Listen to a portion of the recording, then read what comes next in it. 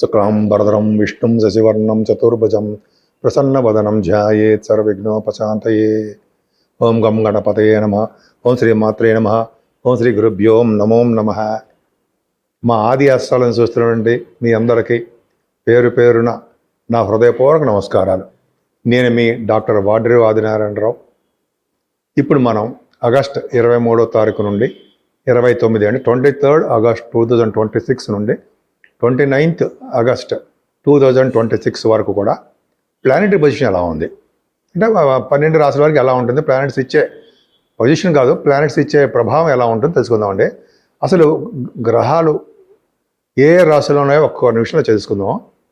మిథున రాశిలో కుజుడు, కర్కాటక రాశిలో ఉచ్చస్థితిలో ఉన్నటువంటి గురుడు, రవి బుధ కేతువులు అంటే రవి బుధులు సింహరాశిలో ఉండడం వలన బుధోద్యోగం ఇస్తారు, అది ఒక పాయింటే. కేతువుడే కలిసి ఉన్నాడు. శుక్రుడు కన్యారాశి నీచలో ఉంటాడు. రాహువు కుంభరాశిలోను, శనీశ్వరుడు వక్రగతిలో మీనంలోనూ ఉన్నాడు. ఈ ప్లానెటరీ పొజిషన్ అంటే ఇప్పుడు మనం 12 రాశుల గురించి తెలుసుకుందాం. కర్కాటక రాశిలోని గురుడు ఉన్నాడు. ఎక్సలెంట్ కదండి. 1,00,000 దోషాలు పోగొట్టేవాడు గురుడు రెగ్యులర్లో ఉన్నాడంటే చాలా గ్రేట్. ఇక్కడనే మనం మన వివాహ ముహూర్తాలు, పెళ్లి ముహూర్తాలు కూడా చూడండి, లగ్నంలో గురుడిని పెట్టి చేస్తూ ఉంటాం. అంటే ఏంటంటే 1,00,000 దోషాలు పోగొట్టేస్తుంటాడు. ఎటువంటి దోషం ఉన్నా పోగొడతాడు అర్థం. మీ గురుడు బ్రహ్మాండంగా ఉన్నాడు. 9th హౌస్లో రాశిలోనే ఉన్నాడు. బ్రహ్మాండం అంటే చదువు బాగా రావడము, తెలివితేటలుగా ఉండడము, మంచి టైం స్టార్ట్ అవ్వడము, ఇవన్నీ మీకు బాగున్నాయి. పైగా వేదశాస్త్ర పండితులుగా ఉండడము, ధనం బాగా ఉండడం జరుగుతుంది. పైగా రవి బుధులు బ్రహ్మాండ బుధాదిత్య యోగంలో ద్వితీయ భావంలో సింహరాశిలో ఉన్నారండి. ఎక్సలెంట్ కదా. అంటే రవి బుధులు బాగా ఉన్నారంటే సంపూర్ణ ఆరోగ్యవంతులుగా మీరు ఉంటారు. అలాగే బుధాదిత్య యోగం ఉంటాం కదా దీన్ని. అంతేకాకుండా మంచి బలము, ఆరోగ్యము, సంపదలు కలవారై అనేక మందిని పోషించేవారుగా మీరు ఉంటారు. ఎక్సలెంట్ అండి. అంతేకాకుండా చాలా చురుకుదనాన్ని, తెలివితేటలు కలవారుగా ఉండము, రాజస లక్షణాలతో అద్భుతంగా ఉండడము, మీ కుటుంబంలో మీ మంచి పేరుపై ఖ్యాతులు రావడం జరుగుతుంది. ఎంత బాగుందండి. పైగా దానగుణం కూడా కలిగి ఉంటారు. పైగా బుధకేతువులు కలిసి ఉన్నారంటేనే మీకు ఒక విధమైన మతపరమైన విద్యలు వస్తూ ఉంటాయి. మీ ఫాదర్ ఏదైనా చేస్తున్నారు అనుకోండి, అటువంటి విద్యలు, అదే డాక్టర్స్ కోర్స్ చేస్తున్నారు అనుకోండి, అలా మతపరమైన విద్యలు కొన్ని ఉంటూ ఉంటాయి అంటాం కదా, అది రావడము. లేకపోతే మేనమామతో కానీ బావమడులతో కానీ కొద్ది సమస్యలు ఉంటాయి మాత్రం అవకాశం ఉంది. కానీ 3rd భావంలో శుక్రుడు శని కాంబినేషన్. సో కాంబినేషన్ అంటే చూడడం అని అర్థం. అంత మంచిది కాదండి. మీ లగ్నానికి శుక్రుడు కూడా పాపే, కానీ 3rd భావం ఉండడం వల్ల మీ సిస్టర్స్కి బాగుండిపోవడం జరుగుతుంది. మీ ప్రయాణాల్లో కూడా ఇబ్బంది కలగడానికి అవకాశం ఉంటుంది. 4th హౌస్ లార్డ్ కూడా అవ్వడం వల్ల మీకు సుఖం తక్కువ, కష్టం ఎక్కువగా మీరు ఉండడానికి అవకాశాలు ఉన్నాయి. ఏదైనా మీ రాశి వారికి 7వ స్థానాన్ని గురుడు చూడడం, 5వ స్థానాన్ని కూడా గురుడు చూడడం వల్ల సంతాన యోగం కలగడానికి అవకాశం ఉంటుంది. పుత్ర సంతానం కలుగుతుంది. మీకు సంతానం వలన అభివృద్ధి, ధనప్రాప్తి కలుగుతుంది.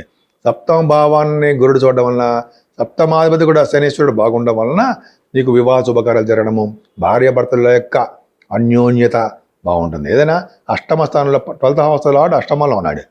కొంచెం విధంగా ఫారెన్ కంట్రీస్ ఇస్తారు. కానీ చంద్రరాహువులు కలిసి ఉండడము 8వ స్థానంలో అంత అద్భుతమైన ఫలితాలు ఇవ్వరు, కానీ సడన్ గెయిన్స్ మాత్రం ఉంటాయి. శని మాత్రము మీకు భాగ్యంలో ఉన్నాడండి. ఒక విధంగా మంచిదే, కోణంలో ఉండడం అంత అద్భుతమైన ఫలితాలు ఇవ్వడు, కానీ కొద్ది కేంద్రాధిపత్యం వచ్చేది కాబట్టి కోణంలో ఉన్న కొద్ది మంచి ఫలితాలు ఇవ్వడానికి అవకాశం ఉంది. కానీ ఆయన విదేశాలు వెళ్ళడానికి అవకాశం ఉంటుంది. కోల్ రంగ సంస్థల్లో కానీ, లేకపోతే మీకు పెట్రోలియం శాఖల్లో కానీ, లేకపోతే ఆయిల్ గ్యాస్ అంటాం సరే వాటిలో కానీ, ఫార్మా రంగము, లేకపోతే సిమెంట్ పరిశ్రమలు, ఆటోమొబైల్ ఇండస్ట్రీస్ అంటాం సరే ఆ వ్యాపారాలు బాగా కలిసి వస్తాయి మీకు. అదే మీరు చేస్తున్న ఉద్యోగాల్లో బాగా డెవలప్మెంట్స్ ఉంటాయండి. కానీ ఉద్యోగ రీత్యా మీరు బహుశా ట్రాన్స్ఫర్స్ అవ్వడానికి మాత్రం అవకాశం ఉంది. ఆ ఉద్యోగ రీత్యా కూడా ఫారిన్ వెళ్ళడానికి కూడా ఎంతో అవకాశం ఉంది. నేను మీ డాక్టర్ వాడ్రి ఆదినారాయణ శర్మ. నేను ఈ జాతకాలు 36 years నుంచి ఎక్స్పీరియన్స్ ఉందండి. బట్ 2022 నుంచే నేను జాతకాల్లోకి వచ్చాను. ఎందుకంటే నేను సింగరేణి కాలేజ్లో చేశాను 34 years. But at the same time 36 years of experience in astrology కూడా ఉంది నాకు. ఎంఏ ఆస్ట్రాలజీ కూడా చేశాను. అవన్నీ పక్కకు పెడితే ముఖ్యంగా మనం జాతకాలు తెలుసుకోవాలండి. చాలామంది ఇప్పుడు ఏంటంటే నాకు తెలిసిన విషయం ఏంటంటే మోసం చేస్తున్నారండి. అంటే నాకు 2-3 లేడీస్ ఫోన్ చేసి చెప్పారు, లేడీసే చెప్పారు ఏంటంటే జాతకాల గురించి డబ్బులు కట్టదే.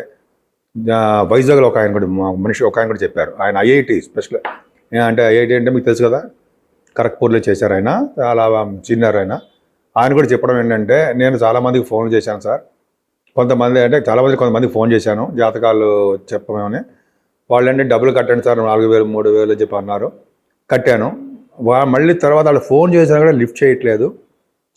అంత అలా అయిపోయారండి. ఎవరు నమ్మాలో ఎవరు నమ్మకూడదో మాకేం అర్థం కావట్లేదు అని చెప్పి ఆయన నాకు ఫోన్ చేసి నన్ను కూడా నమ్మలే ఆయన. తర్వాత నేను చెప్పాను, సార్ మేము అదే అస్ట్రాలజీ ట్రస్ట్ అండి నమ్మకం, పైగా మేము బ్రాహ్మిన్స్ అవ్వడం వల్ల నమ్మకంగా ఉంటుందండి. ప్లస్ క్వాలిఫైడ్ నేను కాస్ట్ అకౌంటెంట్, అంటే నేను సింగరేణిలో కూడా అకౌంట్స్లో కూడా చేశాం కాబట్టి మోసము అనేది ఏమి ఉండదండి మా దగ్గర. నేను ఆల్మోస్ట్ ఇంట్లో కూడా అస్ట్రాలజీ కూడా నేను ఎక్స్పీరియన్స్డ్ కాబట్టి అసలు మోసము, మీ దగ్గర డబ్బులు అప్పుడు నాకు ఇవ్వకపోయినా పర్లేదు, నేను చెప్పిన తర్వాత మీరు ఇవ్వండి, చెప్పబోయే ముందర చెప్తాను అవి ఇవ్వండి అని చెప్పాను. అప్పుడు నమ్మకం కలిగి నేను అడిగిన దానికంటే ఎక్కువ డబ్బులు ఇచ్చారు. అది గ్రేట్ అండి. నేను చెప్పొచ్చేది ఏంటంటే, ఎవరిని పడితే వాళ్ళని నమ్మకండి, డబ్బులు పంపించేవంటే పంపించకండి.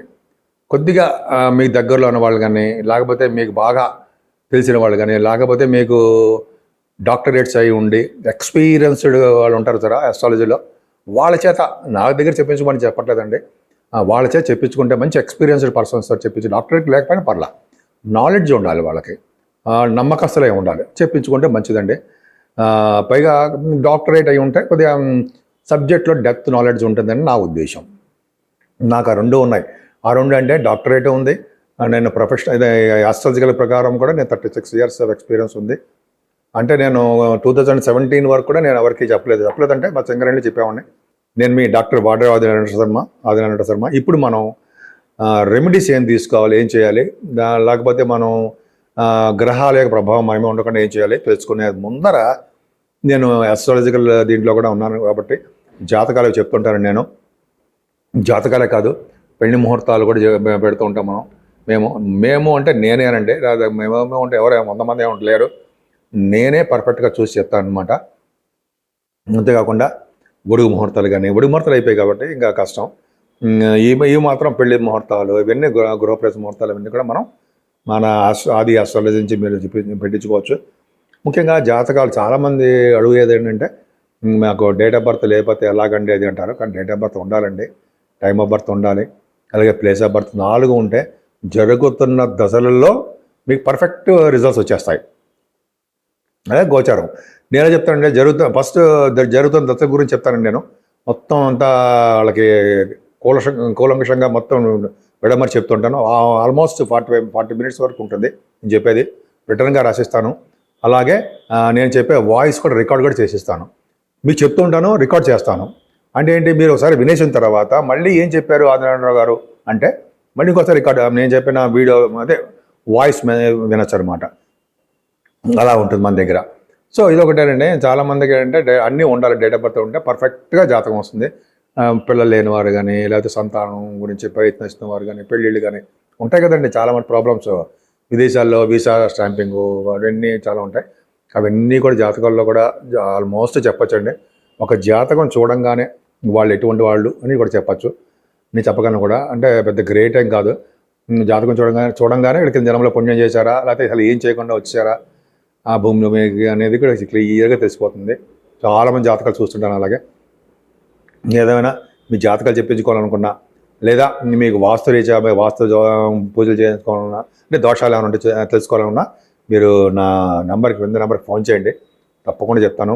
అంతేకాకుండా ఈ వారం రోజులు 23rd నుంచి 29th వరకు కూడా మనం తీసుకోవాల్సిన జాగ్రత్తలు ఏంటి, రెమెడీస్ ఏంటి, పూజలు ఏంటి తెలుసుకుందాం. 12 రాసుల వాళ్ళకి ముఖ్యంగా శనీశ్వరుడు వలన దోషం ఉందండి.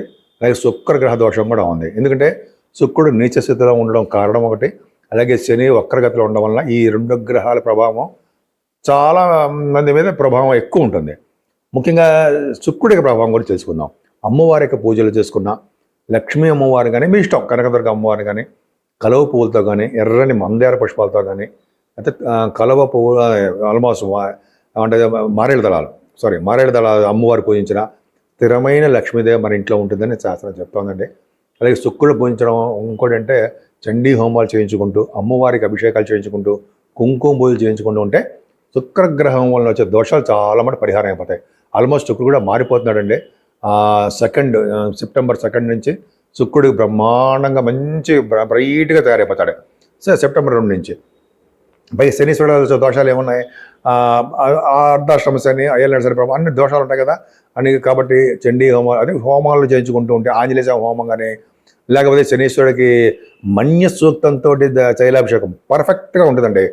మన్య సూక్త తైలాభిషేకం చేయించుకోవాలి. పర్ఫెక్ట్గా చాలా బాగుంటుంది.